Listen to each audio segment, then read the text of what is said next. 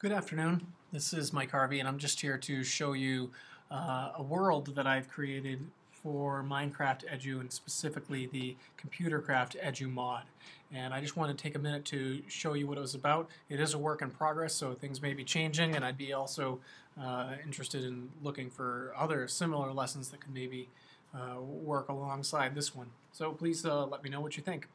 I've just spawned in the world where the students would be joining in, and I've logged in as a teacher just because I feel like I might end up skipping ahead a little bit here just so the video is not quite so long, but I do want to give you a sense of what the student experience would be for this map. So you spawn in this colorful world here where you're all enclosed in glass, so the students will right away get a sense that they need to try to figure out a way out of here.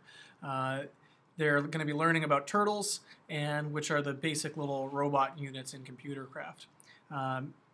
In order to start, each student's going to need to make their way over to these dispensers, and they're going to need each of these three things. The numbers there are just a little hint about the order that they should end up using them when it's time to start. But a basic mining turtle, a beginner's turtle, and a disk for writing a program. And then I've also found that students should have a bow as well, especially if they're in a world like this where they can move around throughout the whole level, but they don't have building privileges. So the students will only be able to put down their turtle on a build allow block like this. And if they don't have a bow in hand, they may not be able to right click and program the turtle depending on where they're standing. So I'd be reminding them to next switch to the bow and then right click on their turtle so that they can start editing it. Once they have their program disk ready, that should go immediately up here, and before they start programming anything, they're going to have to make sure that they name their disk, so they can just give it their name. Some people have realized that has to happen right away. If it stays at untitled, there's a bug where it'll actually replace other people's programs because they all have the same name. So I definitely want to encourage them to immediately put their name into the program and set up a basic command. And sometimes I'm actually having to rename this more than once, so I'm still working through the specifics of how that goes. And then of course they start with a program. In this lesson I'm just going to be using the movement blocks and to start anyway, and then to test out the program. And so now my robot should have moved forward. Well, right away I'm seeing that my name wasn't working, and I think I know why. I think it's because when I was testing this earlier, I used another disk with that same name, so it wasn't letting me keep that name there. So that's something to look for. If it keeps reverting back to untitled, that's probably why. Another nice thing about having the student's name in there is it reminds them which one's theirs, because I'm imagining to have this happen with about 24 students, if you can believe it. So there'll be a lot of turtles that all look identical aside from the name that they put onto the disk.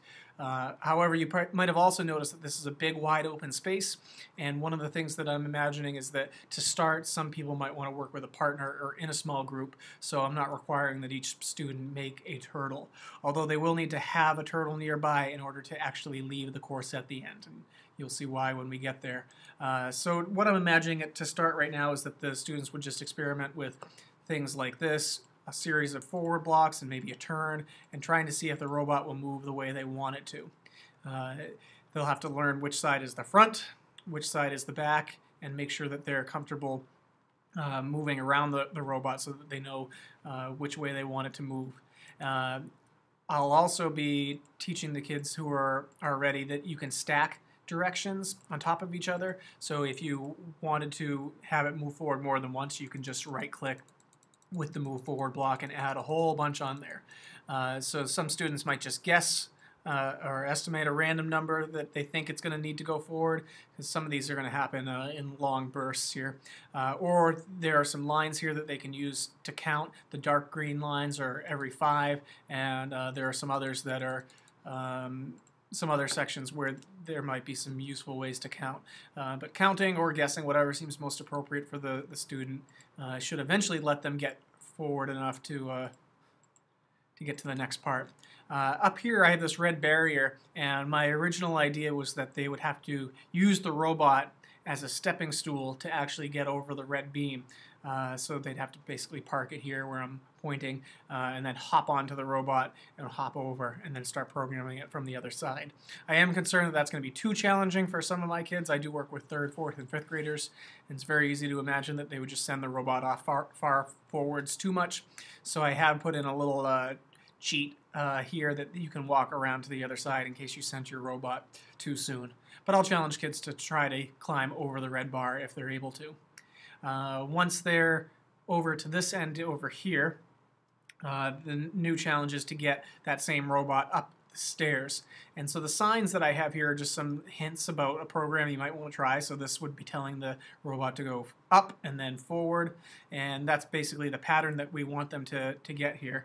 I'm going to put myself into creative mode and just grab a new robot rather than going back for the other one. So this might also be a good place to start talking about loops if it's appropriate for the kids. We'll do like RV3 here.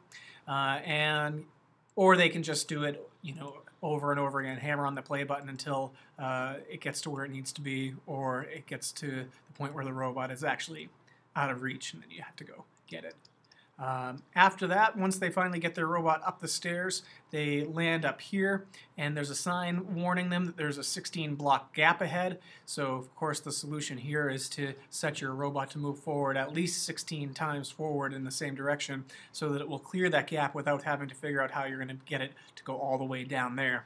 The players, on the other hand, of course, are just going to have to jump down and climb back up.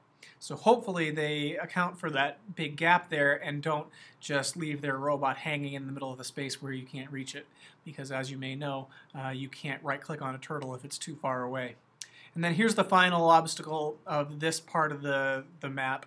You have to get yourself and your robot down this hole, and of course you can't jump that high.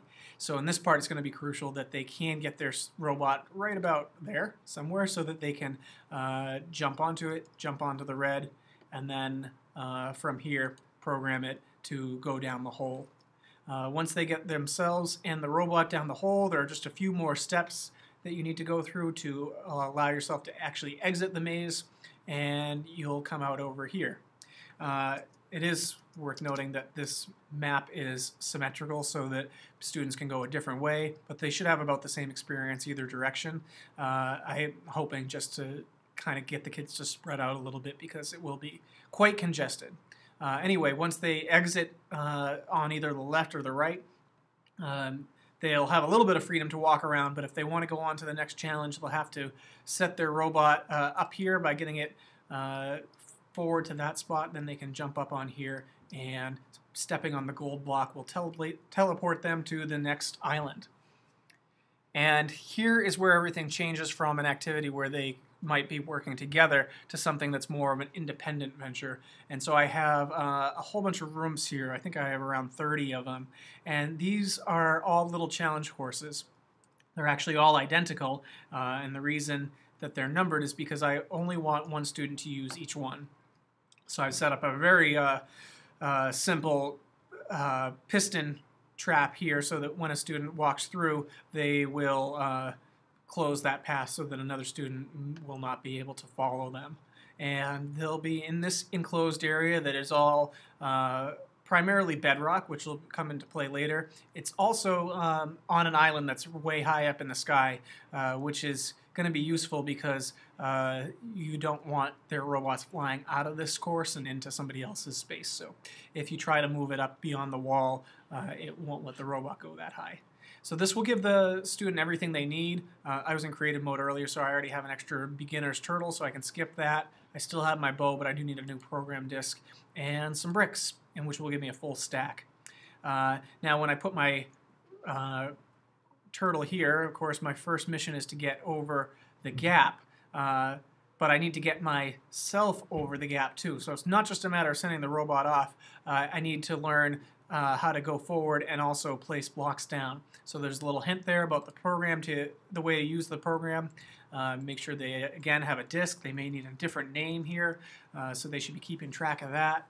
And the basic solution here: move forward and place a block down, and then they can watch as that builds them a little bridge. Oh, unless they forget a step. If it says no items to place, it's because you need to give the bricks to your robot. So that just happens by putting it right in the first slot over here. Stopping the robot and starting it over will allow it to start building. And of course I missed that first one. But I'm not worried because I can jump. So I'll keep my robot going across. Down he goes all the way until he reaches the other side. Now, if somebody were to fall into the pit, it's not a big deal. I've set up a whole bunch of teleport stations, so all they have to do is hop back on here, and it will bring them right back to where they were started. I am wondering, I don't know if this will end up causing a lot of lag, having so many teleport blocks in one place. In hindsight, I realized I could have done the exact same thing with command blocks, so perhaps there was an easier way to do that. Anyway, once they get across the gap here, their next challenge, which gets a little bit harder on this side, is to get themselves up and over this wall.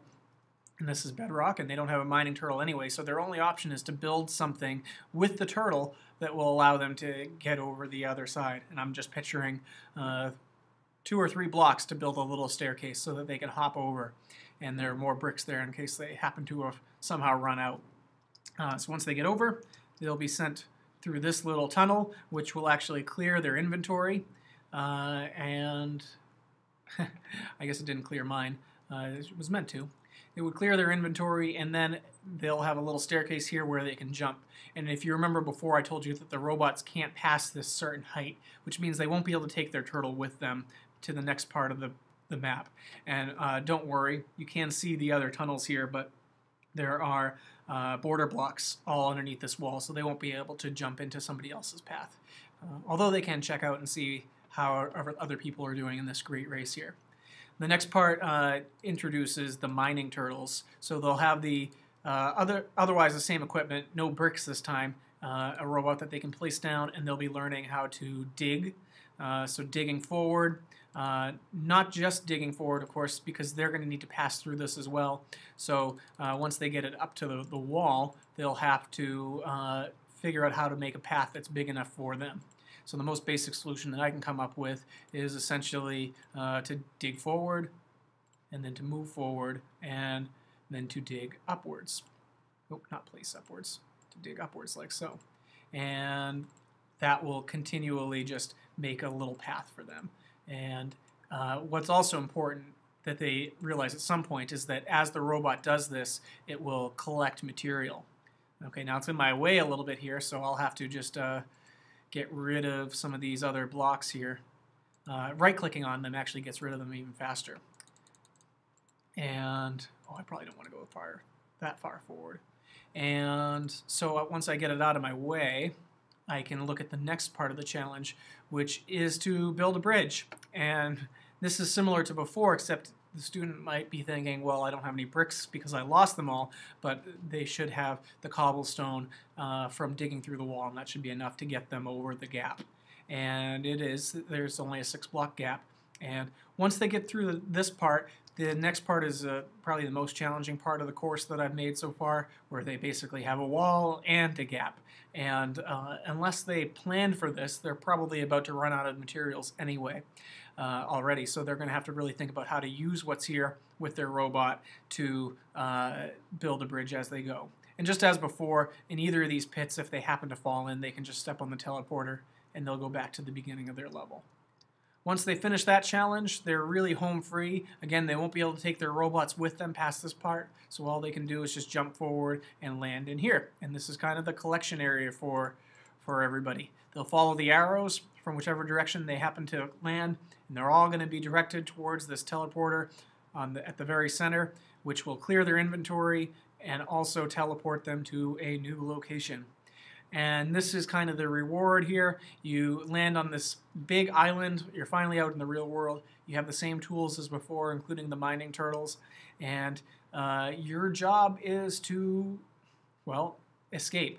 Where the people are being teleported to now is basically a giant square island. And there is a chunk-thick gap going all the way across the island as it's sort of a boundary.